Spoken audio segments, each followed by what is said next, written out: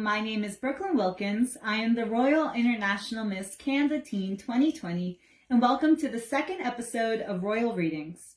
With everything that's been going on in the world lately, I thought we could all take a minute to spread some positivity and talk about the lessons we can learn of kindness, diversity, and accepting one another despite our differences. There is one children's book that I've come across that tells this story better than any other, and that is The Sandwich Swap by Her Royal Majesty Queen Rania Al-Abdullah of Jordan, with help of Kelly D. Puccio and illustrated by Tricia Tusa. This is a wonderful little story that I hope you can all just sit down and enjoy the lesson it shares. So without further ado, grab your copy at home if you have one, and feel free to sit through and flip through it with me. If not, as always, I'll be sharing mine with you. So let's begin. The Sandwich Swap by Queen Rania Al-Abdullah.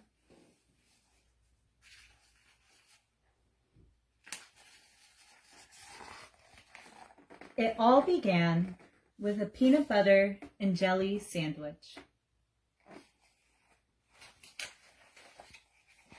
And it ended with a hummus sandwich.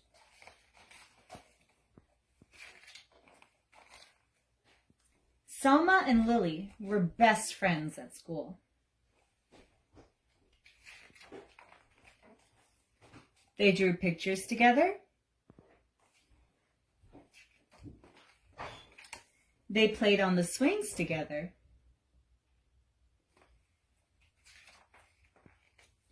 They jumped rope together.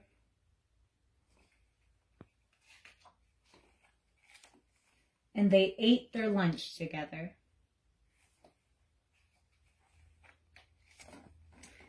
But just what they ate was a little different. Lily ate a peanut butter and jelly sandwich every day for lunch. Selma ate a hummus and pita sandwich every day for lunch. And although Lily never said it out loud, she thought Selma's sandwich looked weird and yucky. She felt terrible that her friend had to eat that icky chickpea paste every day. Ew! Yuck! And although Selma never said it out loud, she thought Lily's sandwich looked strange and gross. She just felt awful that her friend had to eat that gooey peanut paste every day. Ew! Gross! Then one day, Lily couldn't hold back those pesky thoughts any longer. "Your sandwich looks kind of yucky," she blurted out. "What did you say?" Selma asked, thinking she must have misunderstood her friend. "I said your sandwich looks yucky." Selma frowned.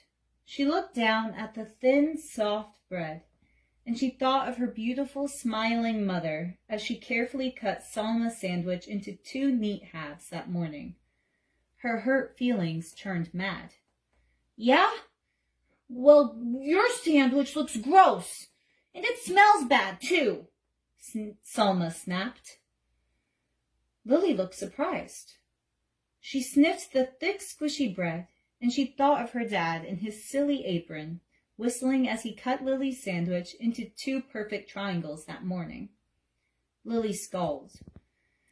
"It does not smell bad." "Does too. Ew, yuck. Ew, gross." Oh. Page ahead. That afternoon, the friends did not draw pictures together. They did not swing together, and they did not jump rope together. The next day, Selma ate her lunch at one table, and Lily ate her lunch at another. Meanwhile, the peanut butter versus hummus story had spread, and everyone began choosing sides. Each side had something not so nice to say about the other. Peanut butter breath, chickpea brains, jelly heads, garlic breath. Pretty soon the rude insults had nothing at all to do with peanut butter or hummus. You're weird. You're stupid. You look funny. You dress dumb. Then it happened. Somebody yelled, "Food fight!" Peanut butter and hummus sandwiches and other lunch favorites began flying back and forth between both sides of the lunchroom. They stuck to the walls. They stuck to the ceiling. They stuck to the lunch lady. When the sandwiches were all gone, pudding cups and applesauce and carrot sticks took flight. Selma and Lily looked at each other from across the rowdy, splattered room.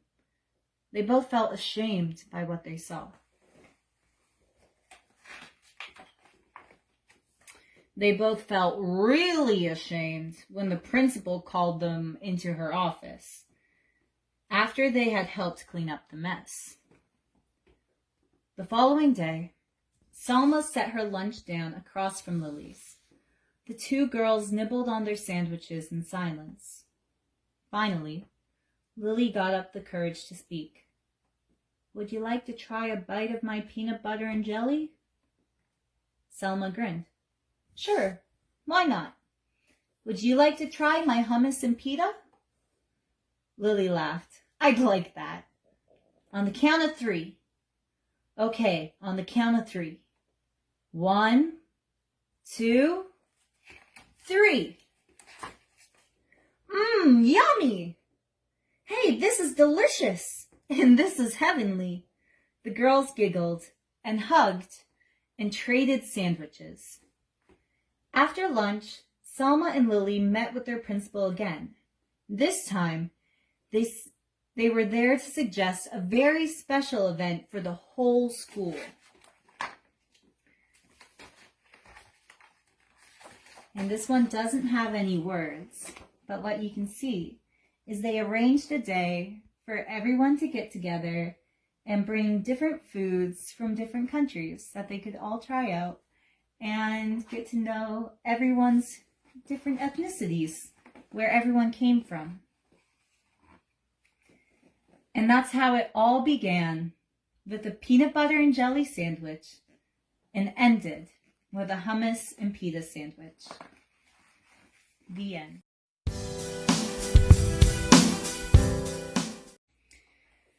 So the sandwich swap is something that I feel like we've all had some experience with at some point in our life.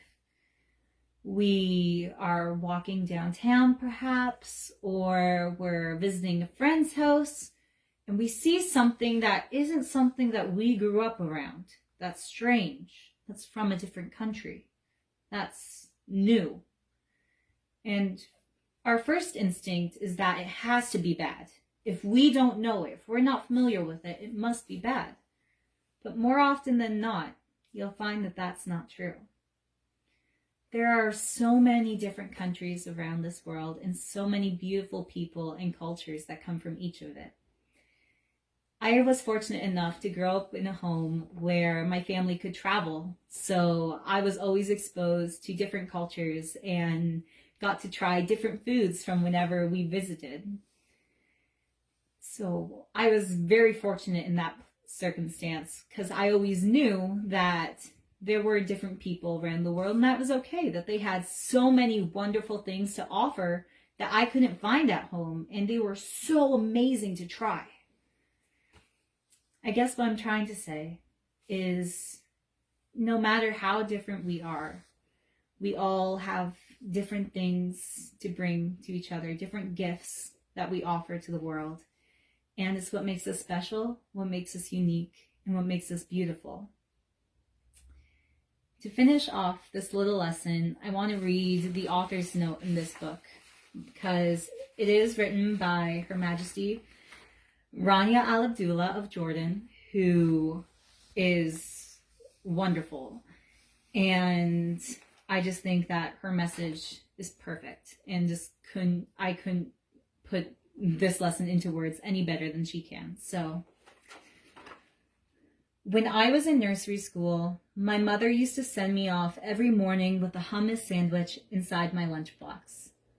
One day, I watched a friend open her lunchbox and bite into a peanut butter and jelly sandwich. And I thought, how revolting. I had never seen food so strange. She asked if I would like to try it, and because I didn't want to hurt her feelings, I braced myself and tasted it. Well, I thought it was heavenly.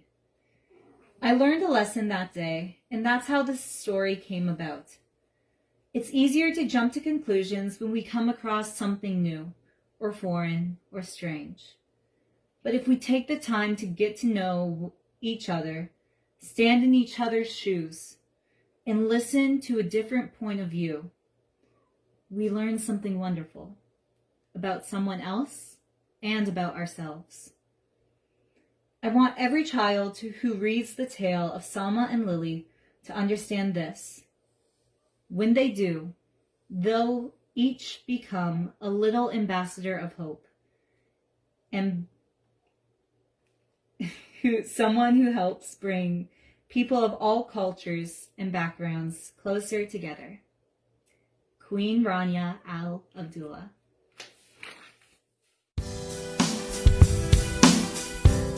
So behind me, I have a world map with little pins of everywhere that my mom has traveled for work throughout her life, as well as some of them being some places I've traveled myself. So what I want to do today is less of a craft and more of an experience in a project that you can do yourself at home. And this is especially great since we're all sort of stuck at home a little bit at the moment. So this is sort of like a little bit of a staycation that you can do straight at home, so it's really cool.